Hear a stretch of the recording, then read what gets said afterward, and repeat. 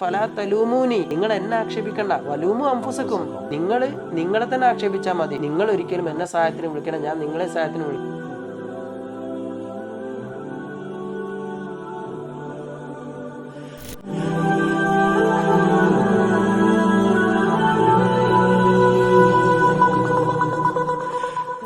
ഇൻഷാ അല്ലാഹ് നമ്മൾ 4ാമത്തെ ഈ ഒരു എപ്പിസോഡിലേക്ക് കിടക്കുകയാണ്.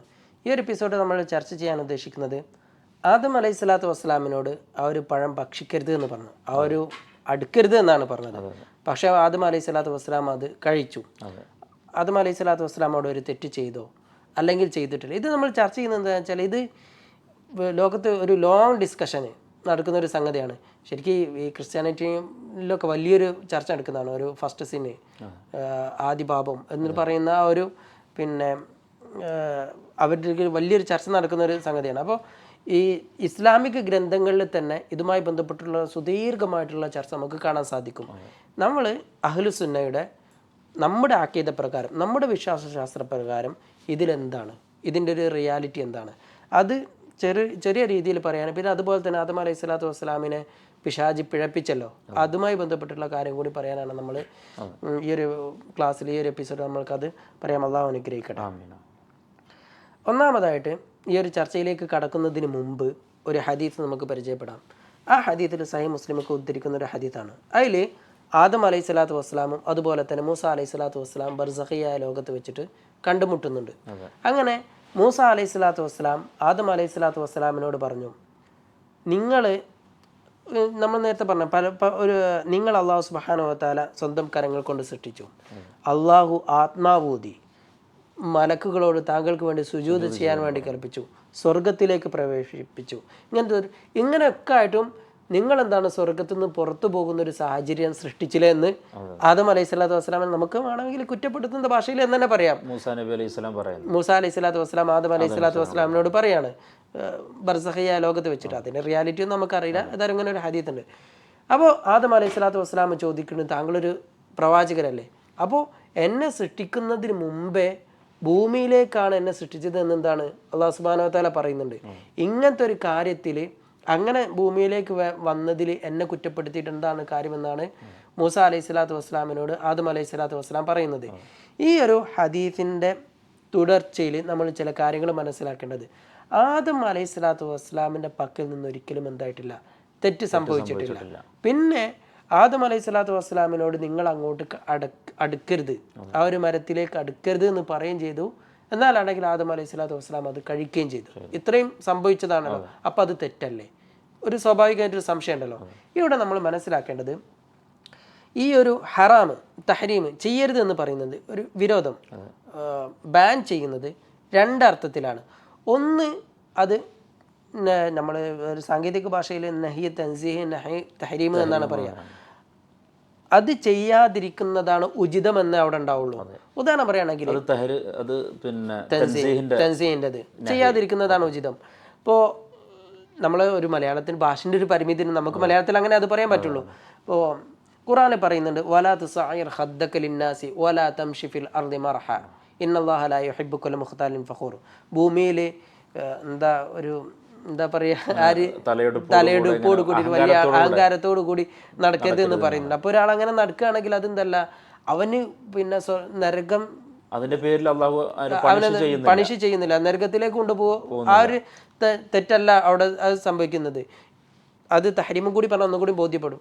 ഇതിപ്പം മറ്റൊരു സൂക്തത്തിൽ അല്ലാഹു പറയുന്നുണ്ട്, യാ അയ്യുഹല്ലദീന ആമനു ഇന്നമൽ ഖംറു വൽ മൈസിറു വൽ അൻസാബു വൽ അസ്ലാമു റിജ്സും മിൻ അമലി ശൈത്താൻ. മദ്യം, അതുമായി ബന്ധപ്പെട്ടിട്ടുള്ള ഒരുപാട് കാര്യങ്ങൾ, ഇതൊക്കെ പിശാചിന്റെ ഏർപ്പാടുകളാണ്.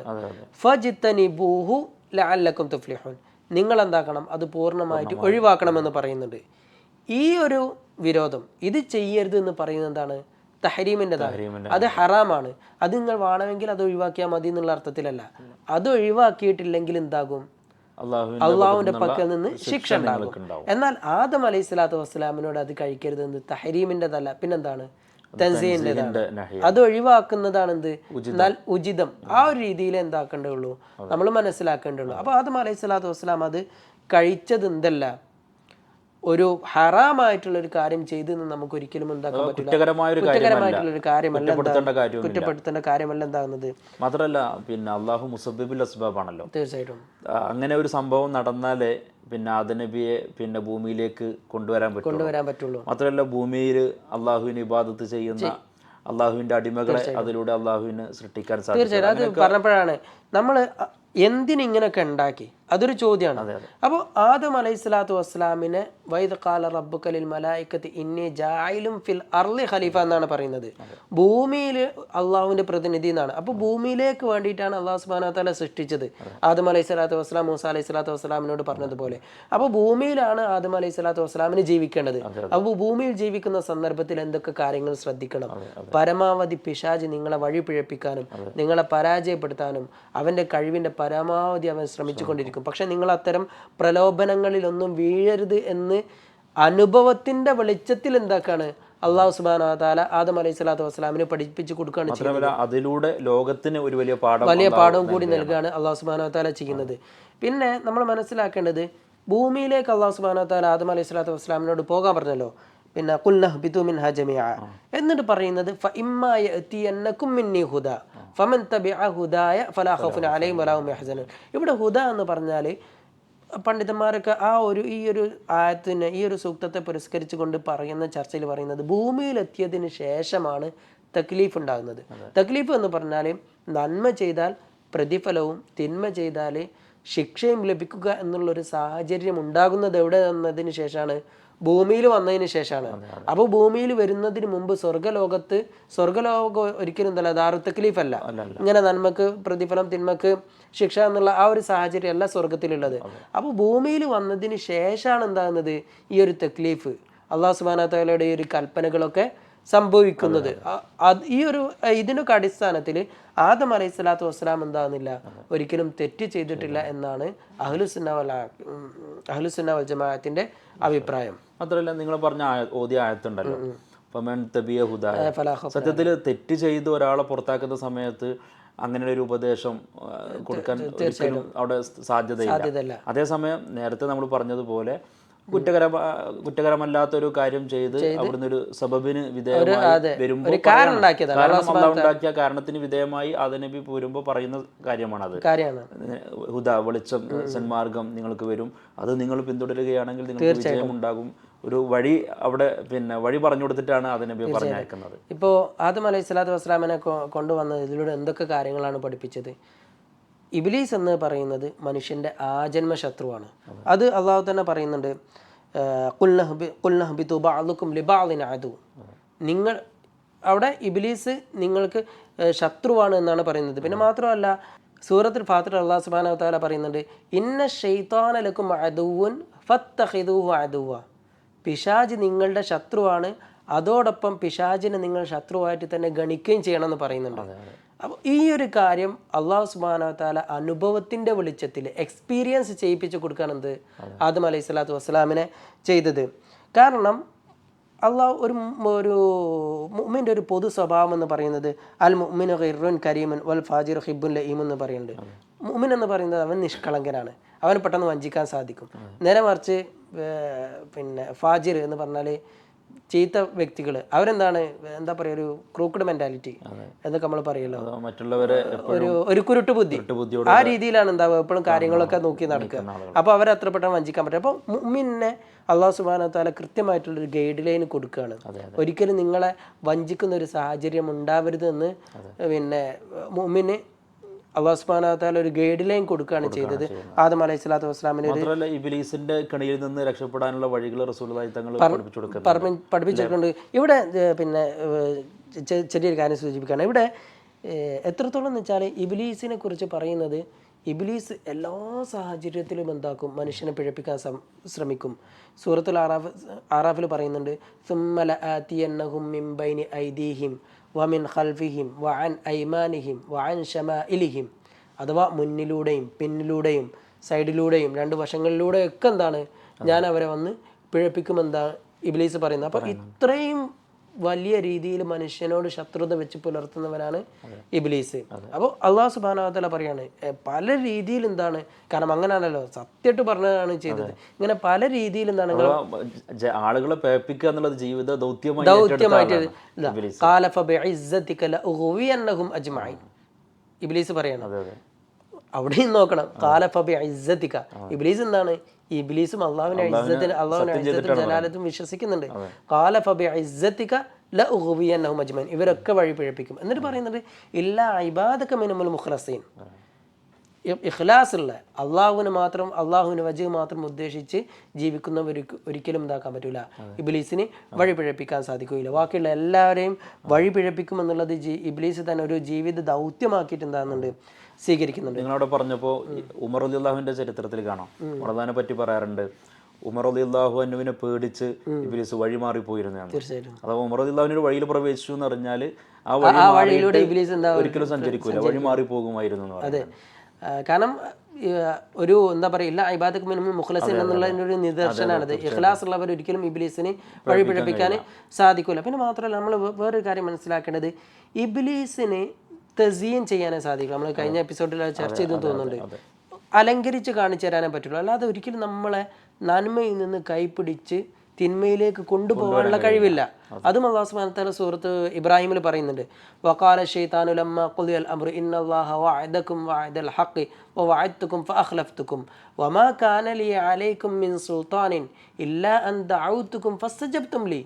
എനിക്ക് നിങ്ങളെ പിന്നെ തിന്മയിലേക്ക് കൈപിടിച്ചു കൊണ്ടുപോകാനുള്ള ശക്തിയൊന്നുമില്ല. വമാ കാന ലി അലൈക്കും മിൻ സുൽത്താൻ ഇല്ലാ അൻ ദഅഉതുകും ഫസ്തജബ്തും ലി. ഞാൻ നിങ്ങളെ ക്ഷണിച്ചു, ഫസ്തജബ്തും ലി, നിങ്ങൾ ഉത്തരം എന്റിലേക്ക് വരികയാണ് ചെയ്തത്. എന്നിട്ട് ഫലാ തലൂമൂനി,